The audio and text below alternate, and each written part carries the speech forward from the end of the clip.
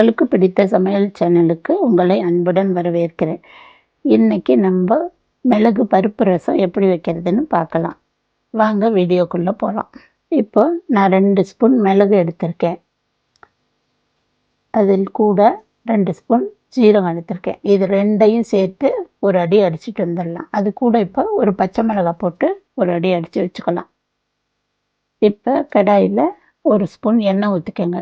கொஞ்சம் கடுகு போட்டுக்கோங்க. அது கூட 2 வெந்தயம் போட்டுக்கோங்க. கருவேப்பிலை போட்டுக்கோங்க. அது கூட தக்காளி சேர்த்துக்கோங்க. கொஞ்சம் நல்லா வதக்கிக்கோங்க. வெந்தயம் போட்டால் ரசம் நல்லா டேஸ்ட்டாக இருக்கும். அதுக்கு தான் 2 சேர்த்துருக்கேன். கூட கொத்தமல்லி சேர்த்துக்கோங்க. பூண்டு நான் தட்டி வச்சுருக்கேன், அதையும் அது கூட சேர்த்துக்கிறேன். இதை எல்லாத்தையும் ஒன்றா நல்லா வதக்கிக்கோங்க. இப்போ இதில் உப்பு சேர்த்துப்போம்.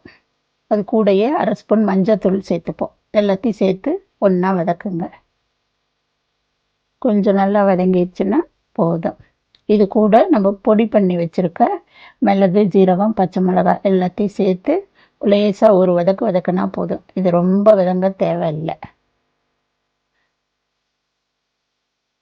இப்போ இது கூட நான் ஒரு எலும்பிச்சம்பழ சைஸு புளி கரைச்சி வச்சுருக்கேன். அதை இதில் சேர்த்துக்கிறேன்.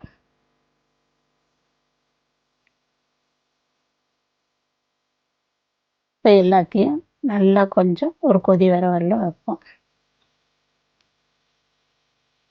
இப்போ இதில் நம்ம பெருங்காயத்தூள் சேர்த்துப்போம்.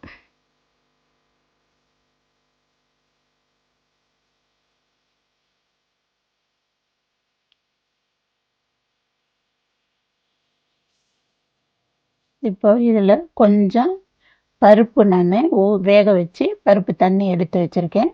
ஒரு கிண்ணம், அதையும் இதில் சேர்த்துக்குவோம். இப்போ கொஞ்ச நேரம் கொதிக்கட்டும் எல்லாம் சேர்ந்து.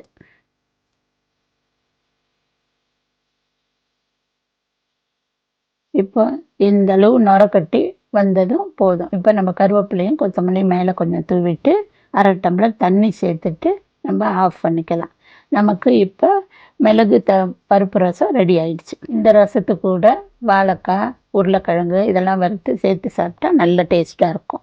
இந்த ரசத்தை நீங்களும் வீட்டில் வச்சு பார்த்துட்டு உங்களுக்கு பிடிச்சிருந்துச்சுன்னா கமெண்ட் பண்ணுங்கள், லைக் பண்ணுங்கள், ஷேர் பண்ணுங்கள், மறக்காமல் சப்ஸ்கிரைப் பண்ணுங்கள். நன்றி.